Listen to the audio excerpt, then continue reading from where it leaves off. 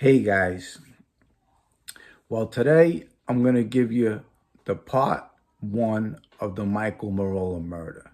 Now, when I first originally did the Michael Merola murder, I left a lot of things out. It was like a rush job. And I want to clarify that and I want to fix this up. Michael Merola, I met him when I was in my teens. He was originally from 13th Avenue and 80th Street. He lived on the next block from the Roses. And I became friendly with him. I would see him here and there every so often. He would come by my neighborhood. And he used to hang out with the kid Leo that I actually shot. Now, it's really funny because Leo and Mike Merola, they were actually both my friends. The kid Leo I shot was my friend. I hung out with him a few times, and I grew up with him, Leo in Sulaco. And the kid Mike Merola was also my friend. When this happened, there was a lot of drugs running around the neighborhood. This incident happened 90, 91, around there. Now, Michael Merola was a wild kid. He came from a good family, a wealthy family. His mother was a real estate agent. He owned a home in Montauk. And he was also a drug dealer. He had a nice connection with cocaine. And he would buy a key of cocaine at a time, bag it up, and he would make thousands and thousands of dollars. This is how the neighborhood was run. This is the mentality of the neighborhood. And this is what was going on at that time when I was a kid.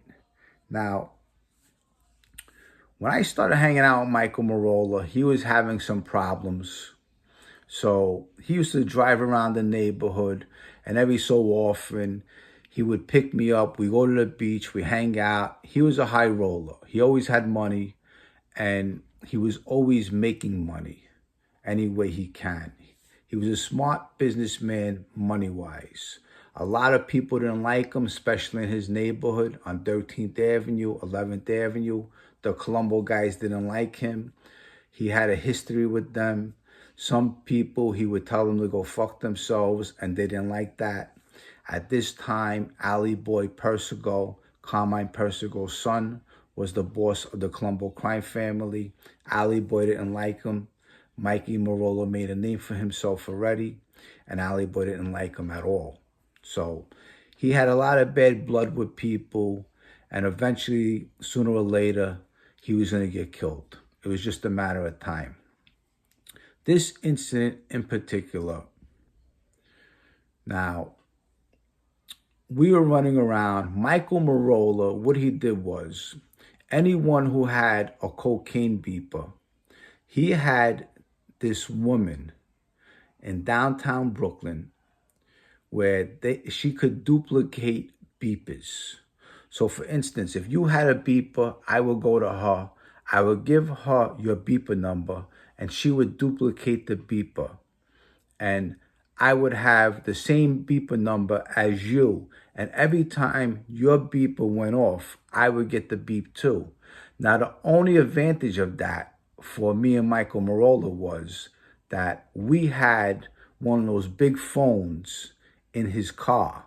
Now, it wasn't only in his car. You could walk around with it, and you could go anywhere with it. You could go to the beach with it. You could go hang out in a restaurant with it. You go hang out in a club with it, and you always had the phone. Now, nobody had this at the time because you needed money for things like this. So we were young kids, and Michael Merola had the money. So as soon as these big gawky phones came out that you would carry around, all the rich people had, Michael Merola had one. Now, Michael Merola didn't know anything about this mob life, how it worked, and how you had to respect these people and make believe that these people were important. You had to show them that they were important back in the neighborhood. If you disrespected somebody, eventually you're going to get killed. That's just the way it was. That's how my neighborhood was. So we had maybe 4 or 5 beepers that were duplicated of other drug dealers. So every time someone beeped us, we would call them directly by the phone, and they would answer, and we would tell them, listen, we'll be there in 5 minutes. Now, anyone else would have to walk to a payphone and call the customer. We didn't have that. We had the phone in the car. So as soon as the beeper beeped, we got on right on the call. Boom, there you go. Okay, where are you? Okay, we'll be there in 2 minutes. And we would just drive there quick, drop off a bag of Coke, and you know what? They would go on their way. And this kid was making $10,000 a week profit just in cocaine, okay?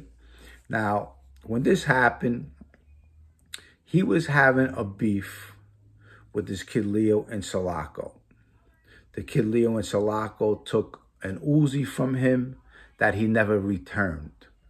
Now, we used to go to the feast on 18th Avenue, and we'd be walking around with Uzis and just walking through the feast. And if anyone had a problem, we'd pull out the Uzi and fucking spray it in the air, and everybody would run. You know, it was very disrespectful because you had a lot of wise guys on 18th Avenue, and you didn't want to fuck with them. A lot of people got killed on 18th Avenue. And one thing about my neighborhood is you had to respect people. If you disrespected somebody, you're dead. That's just the way it is back then. Today, it's a different world, but back then, you had to respect people. Respect was given and earned, and you had to give it to people and make them feel important. Now, when this was going on, Michael Merola, he would let me use his Corvette. And I would take his Corvette, and I would hang out with my girl. I go for a ride and stuff like that. He had a brand new Corvette. What happened was, when this incident happened, I had Michael Merola's Corvette. It was in my uncle's shop. And I parked it there. He had a parking lot where you could park it there. And we parked it there and left it there. And we're using another vehicle to go around the neighborhood selling cocaine. Now, when this happened, we're on 13th Avenue and 80th Street near Michael Merola's house. We're in a B&A pork store, a sandwich shop that is still there. They used to make the best sandwiches, and of course they still do. As we're in there, we're staying in there. The kid Leo in Sulaco pulls up with a friend of his, some guy, Big Frank. Now, Leo in Sulaco was a neighborhood kid. He was also another drug dealer that I grew up with and I was very friendly with. At this time, we see Leo. He walks into B&A to get a sandwich. Him and Michael Merola are beefing. We walk outside. As we walk outside, the kid Leo in Sulaco throws a punch at the kid Michael Merola. Now, my first reaction was, after he threw the punch at Michael Merola, I threw a punch at the kid Leo. Now, the kid Leo was actually my friend. I had no beef with him. But because I was with Mike Merola that day, if someone's with me and they have a problem and someone throws a punch at them, I'm obviously going to jump in because that person's with me. So what happened was, everything happened so fast. This kid Leo in Sulaco, he had a father that was a wise guy. His father's name was Gallo. Gallo was a wise guy with the Colombo crime family. Gallo was dating Leo's mother. Okay, so it was actually his stepfather. And he was very close with Gallo. And Leo probably would have became straightened out sooner or later.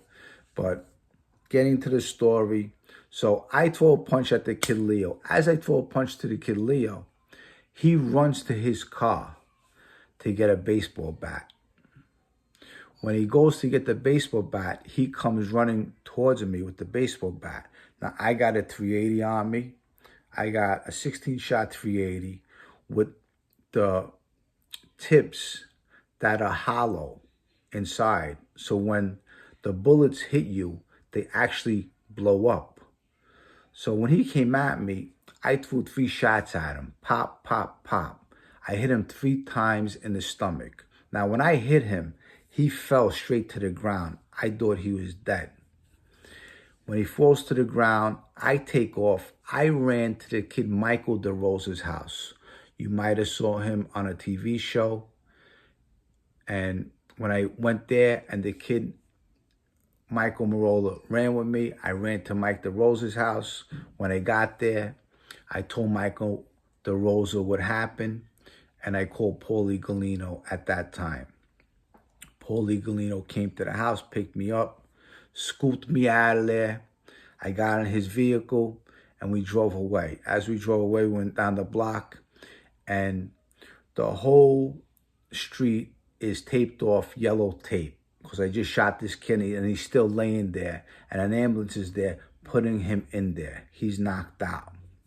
Now, when this happens, the kid Michael Merola the next day gets arrested for shooting Leo and Sulaco.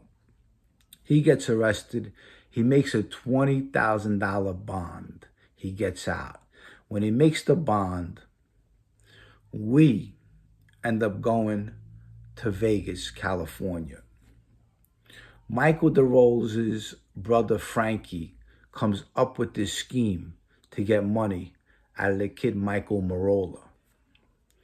Charlie Mans is there. He's another street guy from the neighborhood. He had a brother that was eventually murdered and killed, and he was a knockaround guy. So Charlie Mans, Frankie DeRosa, me, and Michael Merola, we hop on a plane to go to Vegas. We go to Vegas. They come up with this scheme, something about rugs, that they're telling Michael Merola he could invest $20,000 in rugs. Now, when we get to Vegas, they bring us to all these rug factories. And in back of the factories are these dumpsters with all broken down rugs. And this scheme was the most comical scheme ever. They bring us to these dumpsters and they pick up these old carved up rugs, and they're telling Michael Merola, you could invest $20,000. We could put all these rugs together and create new rugs with them. You shred them up and they'll create new ones. And me personally, I was just laughing, and I was saying, what the fuck is this? Are you out of your mind? How the fuck you gonna do this? And Michael Merola was just like, he was so fucking crazy and burnt out. He was like thinking, you know what, oh yeah, maybe, you know, this will work. And I say, Mikey, this is fucking crazy. So anyway, Michael Merola gets on a plane. He gives me $10,000. He says, Jimmy, here's $10,000. Stay over here. I'm going back to New York. So I'm in Vegas with the kid Charlie Mans and Frankie DeRosa. And the kid Michael Merola goes back to the neighborhood. As we're in Vegas, they making phone calls back and forth about this kid Leo. And I'm calling Paulie G. I want to see if the kid Leo gets killed. I mean, if he dies. So I'm back and forth calling, and Paulie G's giving me the scoop what's going on. The kid Leo lives. And Paulie G says, Jimmy, just stay where you are. I'll tell you when to come back. I'm going to talk to Tommy Karate to help you. I said, okay, thanks, Paul. He says, all right. He says, just, you know what, do what you got to do. You got a couple of hours. Stay in a hotel, walk around, get a girl, hang out. And don't worry, you know, we'll take care of this, which he did. So Michael Merola goes back. When he goes back, he is approached by a couple guys.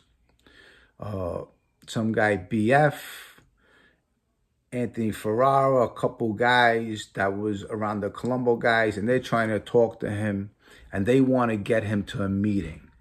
And they want me at this meeting. So I'm in Vegas with the kid Frankie DeRosa and Charlie Mans. All of a sudden, they tell me, his Jimmy, we got to go. My grandmother died. Charlie Mans and Frankie DeRosa are telling me that their grandmother died. One of their grandmothers died, and they got to go back to New York, and they got to go to the wake, which it was a lie. They were just scared of hanging out with me. So what they do is they hop back on a plane, and they went back to New York because they didn't want anyone to know they were with me. This is the most funniest fucking thing. So I'm in Vegas. I'm hanging out by myself for 2 weeks at the Sahara Hotel. The Sahara Hotel was there at the time. After later on, they blew it up and they dropped it and they rebuilt a new hotel at that foundation. So I'm in Vegas hanging out, waiting for Paulie Galino to tell me to come back to New York. Now, I'm going to leave it at that. I'm going to continue this story on my next one, part 2, because there's so much more to this story, and you're going to love the ending of it. Unfortunately, you know Michael Merola gets murdered, but there's a lot more to this story. So with that said, I'll see you on part 2. I hope you enjoyed this story. I love my subscribers and all you other bitches out there. Bye.